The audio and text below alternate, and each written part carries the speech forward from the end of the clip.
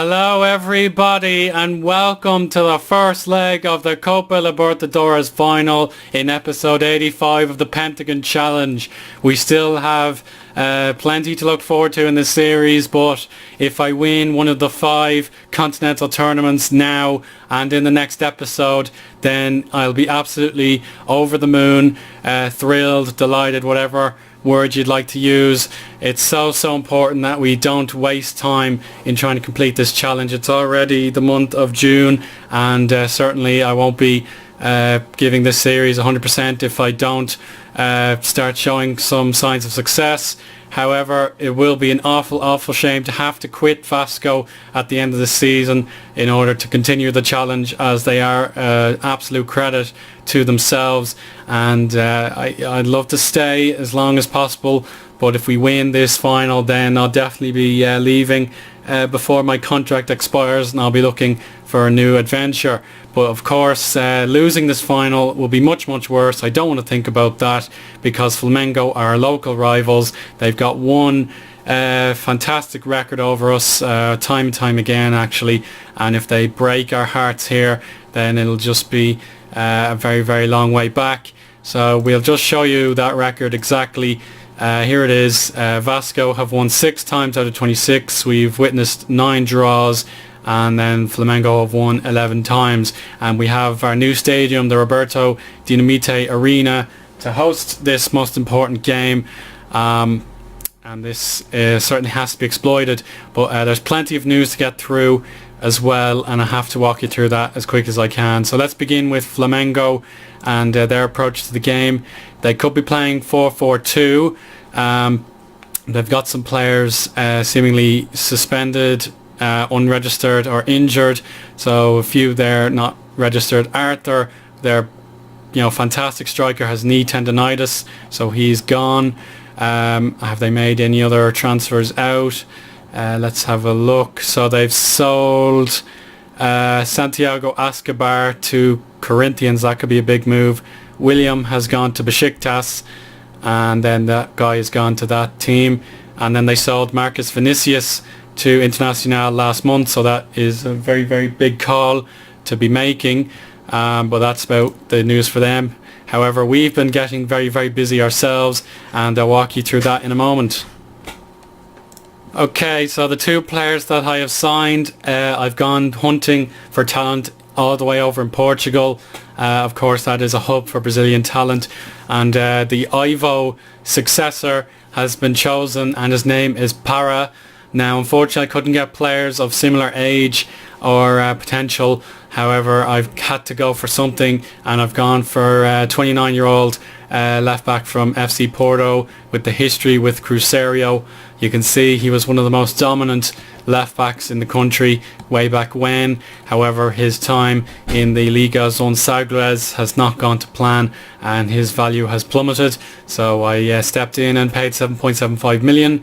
And then the most expensive club signing in history is 28-year-old Douglas, the successor to Alexandre. He's more defensively minded than Alexandre was, but we'll try and make him midfielder centre as well. But he's close enough with the accomplished rating, but he is a DM, deep line playmaker most of the time, so I might have to switch up my strategy. However, both these players are a bit exhausted from the long season. But Douglas's history, he's been in Portugal for a very long time. He hadn't had a good time of it either, except perhaps in this season. So I hope he's got that kind of that work rate still in the tank. And he previously played for Fluminense, so he's back in Rio, and that's perfectly fine by me. So I hope these 2 players can replace the fantastic talent we had in the past, and make sure we can defend our titles that we've won, and then win back the league title. That's just so important. I'm trying to see, well, we don't know where he was born, so he might be from Rio, I don't know. However, we've also had to bid farewell to Osvaldo Alfredo. His loan time has expired, and he wasn't going to make very many appearances with all those injury problems, and it was unfortunately a bit of a flop that we brought him in for so much money. However, that's just the way things go. But more disappointingly, Nildo He only survived these 6 months. He wanted to terminate his contract with the club and go back to Juventus, and as much as I tried to resist, he said, I'm not having any of that. I need to go for the sake of my career, and I agreed with him. So he's back at Juventus, and he'll probably be sent out to a new club, possibly Shakhtar Donetsk in future. But I really wanted to make him a star, but it just wasn't going to happen. He played for us 15 times in the league and the Copa. He scored 4 times and assisted 5 times, or 6 times technically, with 1 Man of the Match award, but it just wasn't enough to suit his needs, and I can fully understand that. So we're down a few players now, with the unregistered players in the Copa, and the injuries to Nen and the suspension to Centurion. That's all, that's all required to deal with, but we'll do our best. We've just had to make those changes. We've got Leandro in for Centurion. We've got Ronaldo in for Ivo, and that should do the trick. I'm very hopeful that we can win the club's second ever Copa Libertadores, but Flamengo don't know how to lose Copa finals themselves, and we have to play at our absolute best for 180 minutes of football in Rio de Janeiro. So if Flamengo, if their new manager doesn't know how to manage these players as well as the as previously as well as Dante did, then I have a golden opportunity that cannot be wasted. But if he has figured out something for his players, then we could be in real trouble. So he's gone for the 4-4-2 again. His midfield could be decimated by the absence of the players he sold and are suspended. So we'll just check out how good some of these players are. I know Adrian, of course, spoken about him previously. So Pereira is probably their best player. He's on the right hand side. Makula, only 20 years old on the left hand side. He could be exploited, but he's a future star. We've got Acosta and then Baggio. So those strikers, I think I'll need to keep a firm eye on them, but we'll also get Adrian marked up as well. So that could give us the best chance. I don't want to go too hard, but maybe Baggio, we might have to make an exception. He's pushed up. And then our tactic, if you want to see it again, it's the 4-2-3-1. And we've got Magalhaes as a complete forward, Evander cutting inside, with Xavier also doing the same but on support level. Carrecha as a shadow striker. He scored that massive goal in the previous leg, if you remember. We've got Christian Barrios, who's now having to play in centre midfield, partnering Leandro, who could be a weak link, especially since he doesn't like winning the ball as much as Centurion. Then Ronaldo could also be under severe pressure. He hasn't had a great season, but Matthews is my only fit right back. But I'm really satisfied with my goalkeeper and my 2 centre backs. So we'll just see how it goes. If we win this, then history will be made. I will have won a continental tournament for the first time in 3 attempts on Football Manager, with my previous Pentagon challenge seeing a loss in the Asian Champions League final, and Le Mans FC heartbreakingly losing the UEFA Champions League final. And I really want to make this a moment to remember. In the series, we have had so much to celebrate in 85 episodes, but this is the one that could well and truly make my name. So I'm going for revenge. There's no better team talk when you're the less successful team in a rivalry. So everybody is ready. This is the biggest game of the series so far, which will be, of course, dwarfed by the second leg in the Maracanã, where we could possibly be the champions of South America. So enough chit chat, let's kick off. And it has been a while since I've last played FM, so here we go. It is Vasco versus Flamengo, the Rio final, as I've called it, and it is a cauldron of emotion in the Roberto Dinamite Stadium, and an early chance already as Ronaldo clashes with Pereira and gives away a free kick. So we just need to be passionate, no nerves if possible. Luan to Acosta, low cross, the keeper. Oh, I don't know if he was trying to catch that or fist it away, but definitely danger ringing for Vasco da Gama. That would have been a terrible goal to concede. And once again, I failed to do my research with the rules. Away goals do count, I'm guessing, but if they don't, we'll just look that up for the second leg. Now Xavier, oh, he's giving it away with the first dribble, but now Megales outside of the defender, but now Van der on the inside. Oh, what a blazing miss that was. Xavier's free kick though is blocked. We have Matthews short to Martinez. He's gotten way too far forward for my like, but he's fed Xavier with a great through ball. Oh, no one's going to help him out there, unfortunately. It looks like we're settling into the occasion now. The opposition manager is he's gesturing, and I can understand why with a shot like that. Andreini had no problems whatsoever, but now it's Russo, and he's almost found a teammate, Costa and Pereira. Fabulous save yet again, and I think we may have to retain the possession for a little bit. See what we can do. We're gaining possession again, so we just want to keep that going. Creativity can start, I'm sure, but now let me just get his name again. It's Kocha. Kocha is the manager's name in the opposite dugout. Xavier hasn't scored in a while, but that was a good opportunity wasted, I'm afraid. Now we have a set piece. Baggio beats everyone else in the box to the header, but he missed it. Wallace, or I didn't see that. Vinicius, I think, cleared it. Correia into a Van der. Van der's vision finds Xavier, and Megales save by Thiago. Probably the first he's had to make, and that's not a good corner. Adrian to spring a counter-attack, and a fabulous tackle from Leandro, and that gives us another opportunity. So we'll go counter and fluid for a little bit. Here's Xavier, left foot, Vinicius, not enough power. So we'll go expressive now, see what happens. Leandro to Xavier, and Barrios in the centre midfield. Correia loses it. Nandez, Mancula, and a good interception. Vinicius to Barrios. Megales. Oh, he didn't aim for the right corner, in my opinion. It was very, very tricky to get that one in, and remains goalless after 35 minutes. We're going to ask for a late attacking phase. We are the better team, and we need to show it. Beautiful back heel, and this could be magical. Oh, great save by Thiago, but the back heel and the flicks are exciting to see, but we just need that goal to send my joy into the stratosphere, and that's a terrible pass. Not what I want to be seeing from my players. Pereira to Acosta, all on his own, but he will find an option in Macula. Nicely done by Matthews, and Barrios sets up Correia on his better foot. There's Megales to a Van der, but it's a poor cross.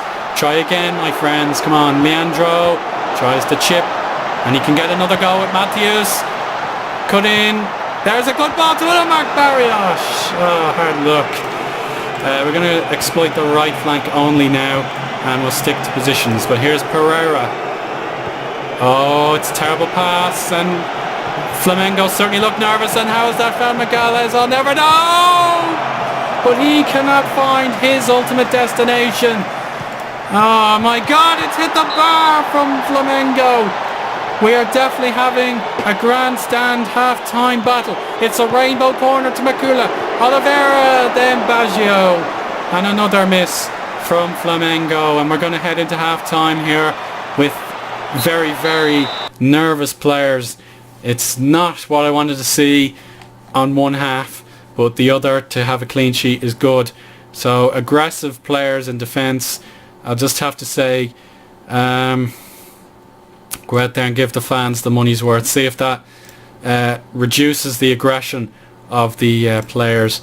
I haven't checked the fitness of Flamengo. That's something I need to do. So if you can spare me one moment, let's just see what these guys are like. So 84%, 80, 82 and 80. That's about right for this period in the game. Yeah, our guys are a little bit fresher, but the midfielders are giving it all kinds of all kinds of effort, and we'll just have to reward them with a good performance. So I think we can go back to standard.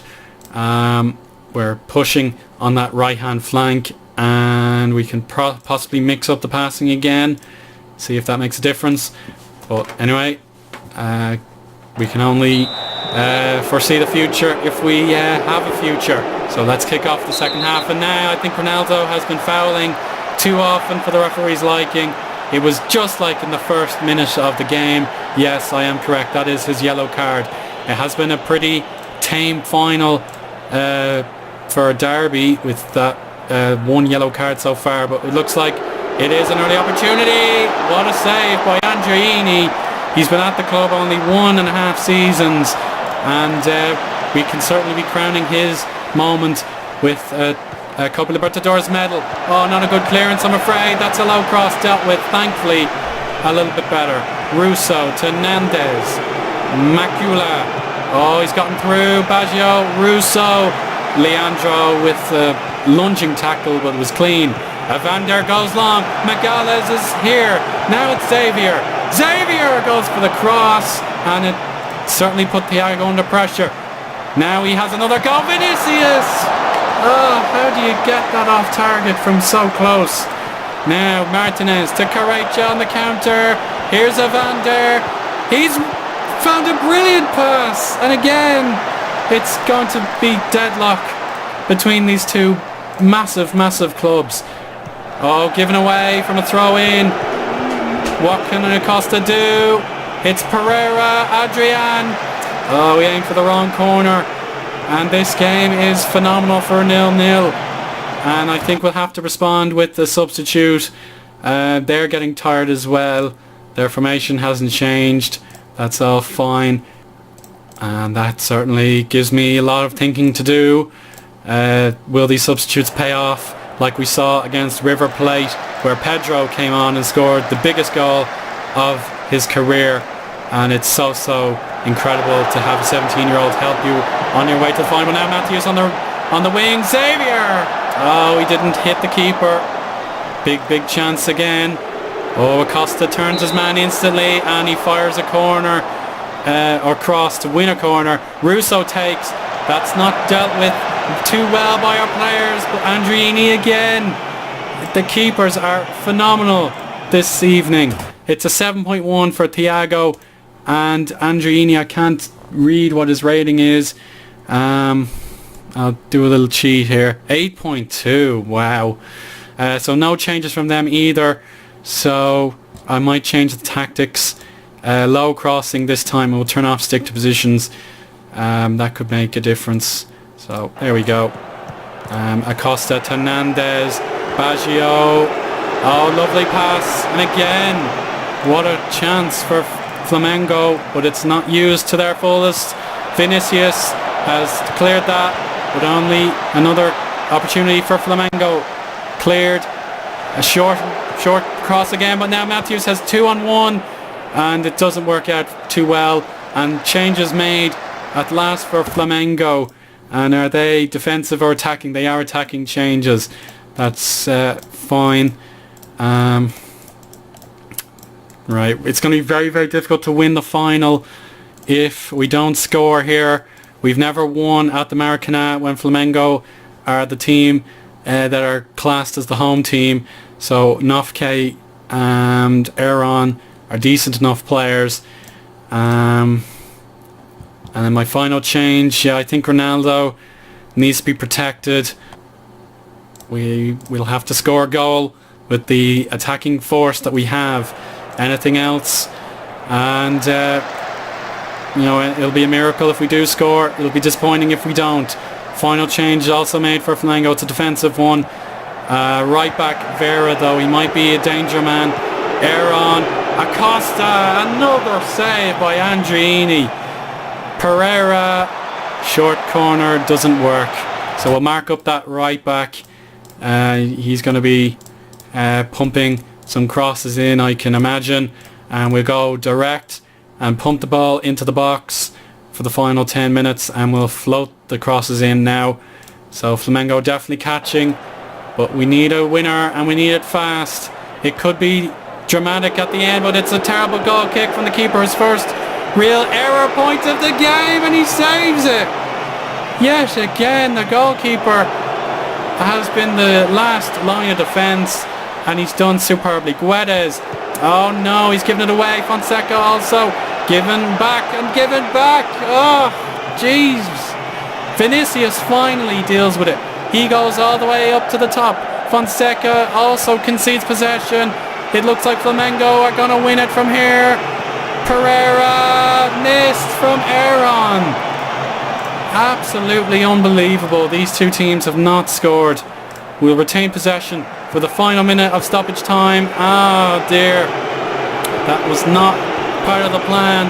Vera, Acosta, Adrian, foul by Fonseca in a real point of danger.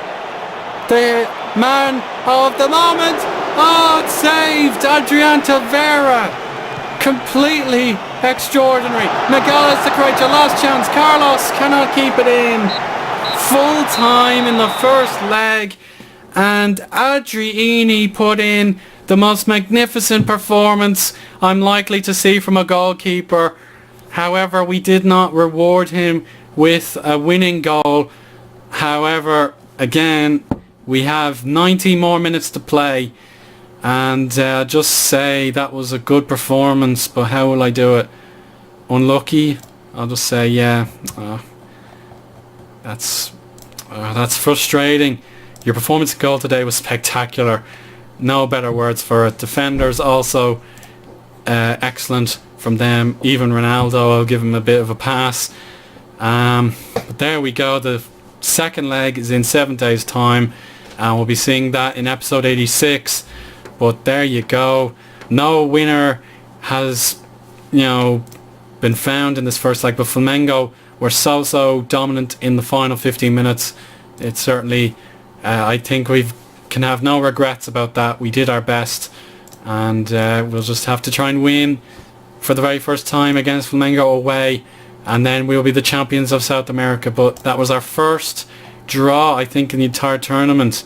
Well, since Monterrey, of course, that was massive, and then Colo-Colo. But yeah, there we go. Thank you very much for taking time out to watch this video, and we'll see you for the second leg as soon as I can get it up. Thank you very much. Bye bye now.